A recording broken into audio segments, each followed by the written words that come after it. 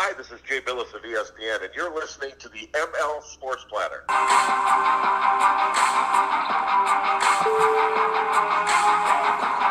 Back with you. The ML Sports Platter is all over Spotify, Google Podcasts, and Apple Podcasts. You can download, subscribe, leave feedback for it, and a 5-star review.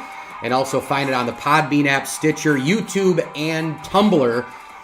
It is time to bring in our weekly horse racing guest, handicapper, and insider throughout the Triple Crown season. And it is all brought to you by our great friends at Western New York OTB and Batavia Towns Gaming. Make sure you get out to those great establishments and head to your local OTBs for the upcoming Preakness here in just a couple of Saturdays. That exact date for the Preakness is, of course, May 18th. Let's bring in Todd Haight, the director and general manager of live racing at Western OTB and Batavia Downs. Both of those a proud sponsor of the ML Sports Platter. Todd, welcome back, man. Let's talk Derby. Yeah, thanks for having me, Mike. I'm great. How about you? I'm doing great. Thanks for asking. What's your initial takeaway from the decision of the Kentucky Derby? Well, I think if you follow the rules of racing, I think he had to come down. I mean, the rules clearly state if you impede, interfere, or intimidate another horse, or if you cost another horse a proper placing, you are to be disqualified. And I think we can clearly say that the horses were impeded, interfered with, and I think at least one or two of them may have been compromised of a proper placing. So if I'm a steward, I'm taking the horse down. Now, I can understand other people's opinion that, there hasn't been a disqualification ever. There was one in 1968, but that was for a medication violation, not for something that happened in a race. But so I can understand why people are upset. And then you factor in that there were $6.2 million bet to win on maximum security, and I can understand even more why people are upset. But from the rules book standpoint, being a general manager of a racetrack, we have rules here we have to follow, and I think the horse should have come down, Mike. You know, one thing that I've thought about for a long time is just the amount of horses in the Kentucky Derby. Are there too many? Well, I got to tell you, if you ask Joe Rosario, who rode the 16-horse game winner, and he had just a nightmare trip because the field was so big, yeah, there were too many horses, absolutely. Too many horses in the Derby. But listen, do you really think Churchill Downs is going to change that? I mean, the number keeps growing every year. What they do, $164 million on the race. I mean, I just don't see them coming down to one starting gate. I mean, in a perfect world, there would be one starting gate, and that would be the end of it. But I don't see it. But yes, if you watch that race was run like really a turf race. There were just rows of horses, and the horses that were in the middle, like Tacitus, he was getting so much kickback in his face, that mud. You could just see his head was up in the air running because he didn't like it. And again, I mean, if there was less horses, maybe he could have got outside, maybe he could have got clear. But it's the Kentucky Derby. It's a demanding race. It's a difficult race, and I just don't see it changing. I don't either. I just find it interesting how the people who say that it was the right call will come at you with, well, the safety of the jockeys and the horses and all that stuff, which I agree with. But by the same token, the amount of horses in the Kentucky Derby, I mean, that causes, to me, some unsafe things as well, So that's a huge issue. No doubt. I agree with that, but I mean, we've had a lot of 20-horse fields. Horses do get in trouble. I mean, listen, Point Given should have won the Triple Crown because of the big field. He had a bad trip. It's part of the racing luck. I can't tell you how fortunate we were for anybody that works in the racing industry. I'm in the harness industry, but it's still horse racing, that there was not a catastrophic injury. I mean, you're talking about inches from War of Will going down, and if he goes down with all those horses behind him, I can't tell you how many other horses may have went down. It would have been awful, and it might have been the end of the Kentucky Derby. I mean, they would have had it, but people would never look at it the same. So I really think we can all breathe a sigh of relief that it was just a disqualification. No horses were injured, no jockeys were injured. It really could have been ugly out there. Todd Haight is with us, the director and general manager of live racing at Western OTB and Batavia Downs. We're recapping the Kentucky Derby, and as you saw, I'm sure now Country House not racing in the Preakness. He's got some kind of an injury, and I think this is going to be it's just going to make it even more wide open. There's no doubt. We talked about the wide open situation here this year in horse racing. How do you see the Preakness, Todd, in terms of the lead up a couple weeks here, and what the field could look like? Well, we're going to have to pull out all stops here at OTB, because when you don't have the Derby winner or the horse that finished first and the horse that was placed first racing, obviously we have our work cut out for us. I was reading today only 10 times in the history of the Triple Crown has the Derby winner not went to the Preakness, so this is very unique. Country House coughing. May miss a few days of training. Bill Mott isn't going to take any chances. I got to tell you the truth. Bill Mott had no plans of racing Country House in the Preakness before the race, and after the race, he kind of said, "Well, I guess we got to go to the Preakness." The horse came up sick suddenly. You tell me what's going on. I'm not saying he's not sick, but I got to tell you they were not that excited about the Preakness. I think Maximum Security, if he would have won, I think he would have went.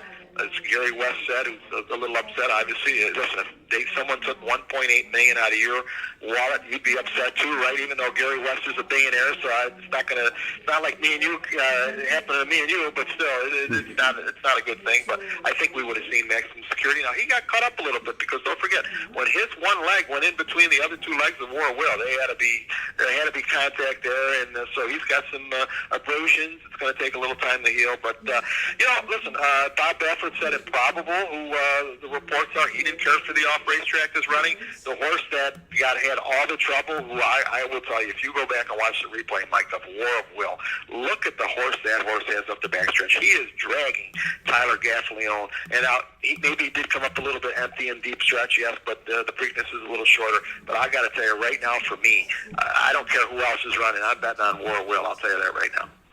Todd, what were some of the other storylines from the Derby and some other takeaways that you had? Well, for OTB, it was a banner day. Our branches set a all-time record of $2.39 million, which eclipsed the former record by about $8,000. I mean, just the amount of people that were at our OTBs and at our racetrack, our $20 party had over 750 people attend, which is just incredible. I mean, record-breaking. The handle here was up 17% at Batavia Downs. It was a great card of racing. I think anyone that was a racing fan enjoyed the entire card of racing. And it's just unfortunate that we've had three sloppy tracks in a row, because certainly the off racetrack affected horses. I just thought some horses performed terribly due to the off racetrack. Some horses had bad trips, which is going to happen in a 20 horse field.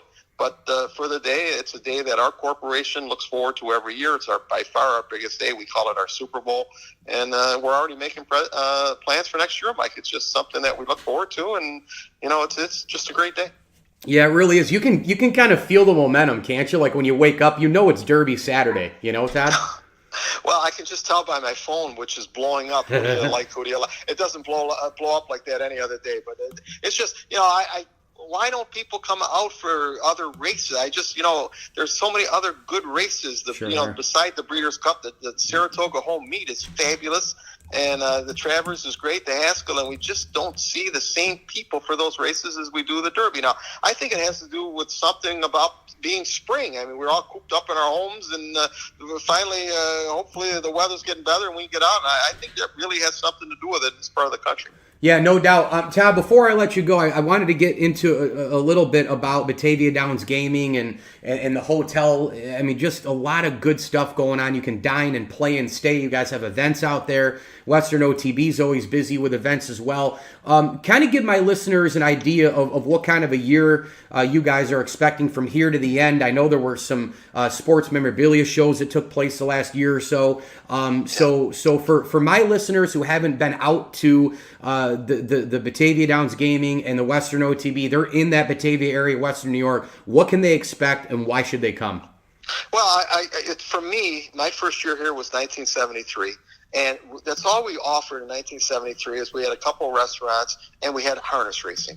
And now all these years later, you're talking about we are a full gaming facility with over 838 machines now. We have a sports bar right in the center of our facility. Wow. We have an Italian restaurant. We have our clubhouse. We have live racing. We have concerts in the infield starting in June. We have a hotel, which is beautiful, state-of-the-art. We have an event center. We have festivals here. We have bourbon festivals and wine festivals and beer festivals. And we have fundraisers here. And we have these special events for the Triple Crown races. And like I say, once July hits, we'll have live racing. We'll have 65 dates. So this facility, for me, when I walk in this building every morning at 8 o'clock, I am in awe. Because believe me, if you would ask me in the 70s or in the 80s that this facility would be like it is today, I would tell you there is no way. but way is the right word because it's happening, and our gaming numbers continue to grow. Our racing numbers, 2 years ago we had a record handle for our betting year, and our concerts bring thousands and thousands of people here. Last year we had 3 Dog Night here, and I think we had like 8,000 people here. It's just the growth of this facility based on our present staff team here. We have some strong team members here, and if you've never been here before, I will guarantee you the people that have been here before like coming here. That's what we hear from our customers, and if you've never been here before, give it a chance. I will guarantee you'll like it here. Yeah, and part of that out there is the Thurman Thomas Sports Bar, the 34 Rush. People rave about that. Sports Bar is doing fabulous, had record sales for the Derby. Occasionally Thurman stops in. He's a very busy guy, as you know, but he does stop in occasionally, so you never know when you're going to see him here. And the food is great, and it's going to be expanding soon. And like I say, who would ever thought we'd have a sports bar here at Batavia Downs? I would have never thought of it, but it's here. And the gaming machines, people love playing them, and we've had some very nice winners here. And it's just, things are so good right now. And like we're all looking forward to June 21st. That's our first concert. Survivor will be in the infield. Who would ever thought Survivor would ever be here? I would have never thought that. So tickets are available for that. And if you just go to our Facebook and website, you'll see all our promotions and our events and all this stuff going on here. And of course, in next week, Mike, our Preakness party for just $15. Another great deal. You'll get $15 back in free play. You'll get a meal, choice of 5 food items. You get a $2 bet on the Preakness. Another great deal. Starts at 4 o'clock, and people are already calling. And we expect about 350 people for our Preakness party. Sounds terrific. Todd Haight, of course, with us on the ML Sports Platter every single week as we lead up to the Preakness, lead up to the Belmont through the Triple Crown season. Western OTB and Batavia Downs director and general manager of live racing. And again, visit BataviaDownsGaming.com. I just clicked on the concerts. Gin Blossom, Survivor, Kenny Wayne Shepherd. Boy, oh boy, there's a lot of good ones up there. Theory of a Dead Man coming up in August. So make sure you head there, go to the shows, stay and play, and visit the 34 Rush restaurant as well. And of course, visit all your local OTBs in and around Eastern, Western, and Central New York. Todd, this was fantastic. Thanks so much, and we'll talk soon. Talk soon, Mike. Take care.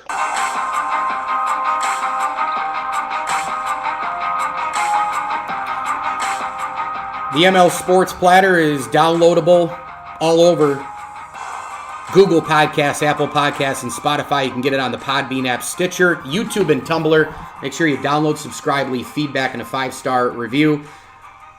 Terrific to have Todd Haight on every single week during Triple Crown season. The guy is fantastic. And we'll have him on next week as we record this, leading up to Preakness Saturday. Speaking of the Preakness, I'm going to be out at the Phoenix Sports Restaurant again.